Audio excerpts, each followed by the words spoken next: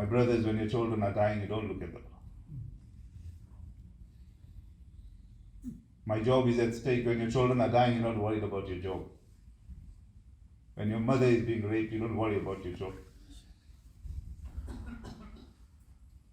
These are my children, these are your children. These are my sisters, these are your sisters. I messaged a family yesterday, day before yesterday. What is going on? What is the last after the hospital event?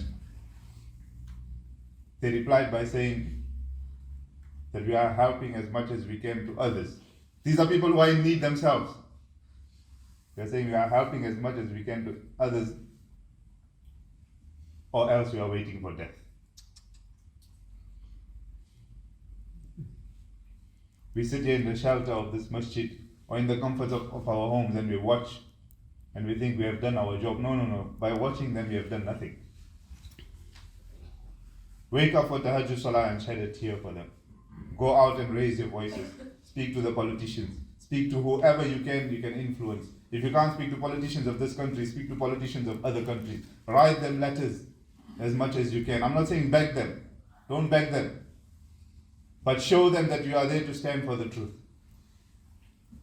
Make a difference.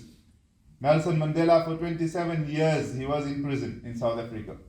He never bowed down to the apartheid regime. This is a non-Muslim. He was told that just sign the paper and say that you accept the apartheid regime. He said, no, for my people, I will never do this. 27 years of perseverance, and he came out as a freedom fighter. He was also called a terrorist. By our country also he was regarded as a terrorist. By Americans he was regarded as a terrorist. But perseverance, Allah Ta'ala says, وَبَشِّرِ الصَّابِرِينَ, that give glad tidings to those who persevere in the truth.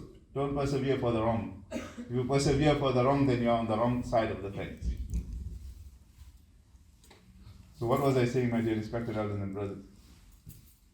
That Allah subhanahu wa ta'ala has tested them. But we are also being tested. That what were you doing?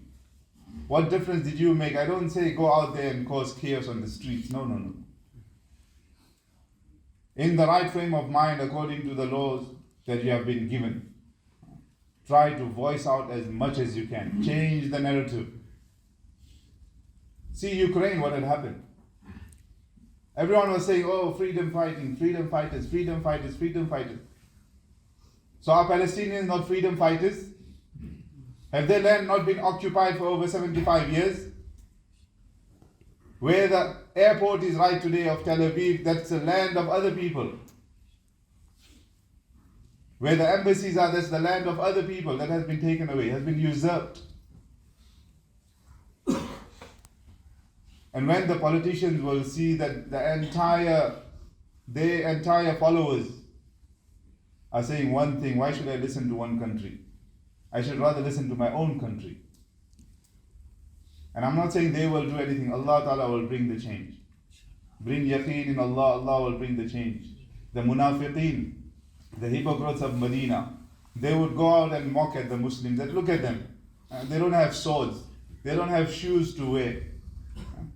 They have got stones tied upon their bellies. And they are seeing dreams that one day they will conquer Rome. One day they will conquer Persia. When the Prophet ﷺ and the Battle of Khandaq, Battle of Ahzab, when they were digging the trench, and the boulder came and no one could break it, Rasulullah ﷺ was called. And upon the first strike, the Prophet ﷺ said that I see that my ummah will conquer Persia. I see that my ummah will conquer Fath Makkah. I see that my ummah will conquer Rome.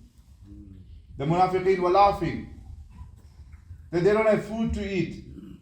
They are merely few in numbers. And Ahzab, why is it called the Battle of Ahzab? All the groups of the Arabs came against them, all the nations. Abu Jahl went, not Abu Jahl, but the Quraysh went and they invited everyone. Abu Jahl was already annihilated by them. 10 different nations gathered against the Muslims. And what they had to do, they had to protect Medina. All they had is a small little trench. They made a mockery of them. Who? The munafiqeen. And Allah subhanahu wa ta'ala proved it, that how Allah ta'ala made the Muslims victorious. Few years later, Fatih Makkah was conquered. In the time of Umar radiallahu anhu, Persia, Rome was conquered. Sahaba radiallahu anhu would cry and would say that this was the prophecy of Rasulullah sallallahu alayhi wa sallam. So the help of Allah is coming. Ala inna nasrallahi qareeb. But we need to remain steadfast. Remain steadfast upon our deen. Make dua for them as much as you can. Voice out as much as you can. Help and support them as much as you can. May Allah Ta'ala give me, you and one and all the ability. Wa akhiru da'wana alhamdulillah.